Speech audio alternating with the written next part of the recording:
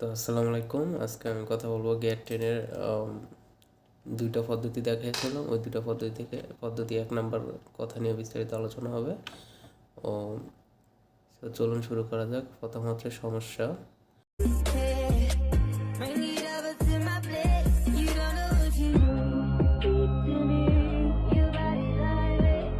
আগে কোশ্চেনটা পড়ি। আমি আগে বলছিলাম যে কোশ্চেন প্যাটার্ন দুই রকম থাকবে। দুই রকম প্যাটার্ন দিয়ে দুটো পদ্ধতি ইউজ করলে যে কোনো ম্যাথ সমাধান করা যাবে। তো সমস্যাটা হচ্ছে কোনো যৌগিক গিয়ার পদ্ধতিতে চালক গিয়ারের দাঁত সংখ্যা 24, 30, 28 এবং চালিত গিয়ারের দাঁত সংখ্যা যথাক্রমে 56, 80, 75। প্রথম স্থাপিত চালক গিয়ারটি 2000 rpm বিশিষ্ট একটি মোটর শ্যাফটের সাথে যুক্ত থাকলে শেষের চালিত গিয়ারের ঘূর্ণন গতি কত হবে? অর্থাৎ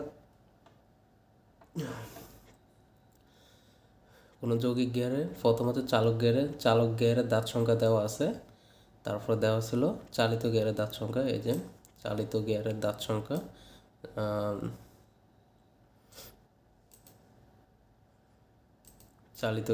সংখ্যা তারপর আছে 56, 80, 75।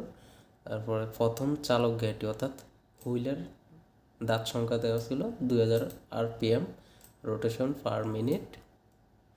এটা আমি একটু আন্ডারলাইন করে দিই।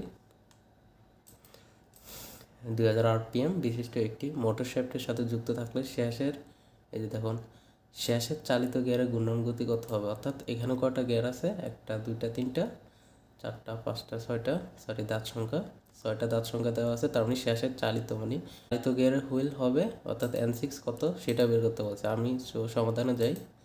সমাধানে গেলে আগে হচ্ছে কি কোশ্চেনে কী মান দেওয়া আছে সেগুলো আগে ইনপুট করতে হবে। কোশ্চেনে প্রথম আমি ইনপুট করলাম এই যে চালক গিয়ারের দাঁত সংখ্যা, এগুলো আগে আমরা ইনপুট করলাম। এগুলো ইনপুট করলে কত আছে? চালক গিয়ারের দাঁত সংখ্যা এই যে T1 ইকুয়াল 24, T2 আর 13, T3 28। তারপর দেওয়া আছে চালিত গিয়ার। এই যে চালিত গিয়ারের দাঁত সংখ্যা দেওয়া আছে 56, 80, 75। এই যে T4, T5 এবং T6 সমান 75। তারপর যে প্রথম স্থাপিত চালক গিয়ারটি 2000 rpm ঘুরে অর্থাৎ একমো হুইলের গিয়ার N1 সমান 2000 rpm রোটেশন পার মিনিট। তারপর ষষ্ঠ হুইলের গিয়ার অর্থাৎ N6 এই যে শেষ চালিত গিয়ারের ঘূর্ণন গতি কত হবে সেটা বের করতে বলছে। অর্থাৎ আমাদের N6 বের করতে বলছে। আমাদের N6টা বের করতে বলছে। তো চলুন আমরা সমাধানে যাই। আমরা জানি যে পদ্ধতি 1-এর সূত্রটা কী ছিল? N6/N1। এই যে N6/N1 ইকুয়াল চালক গিয়ারের দাঁত সংখ্যা ভাগ চালিত গিয়ারের দাঁত সংখ্যা। আমাদের চালক গিয়ারের দাঁত সংখ্যা জানা আছে, চালিত গিয়ারের দাঁত সংখ্যা জানা আছে।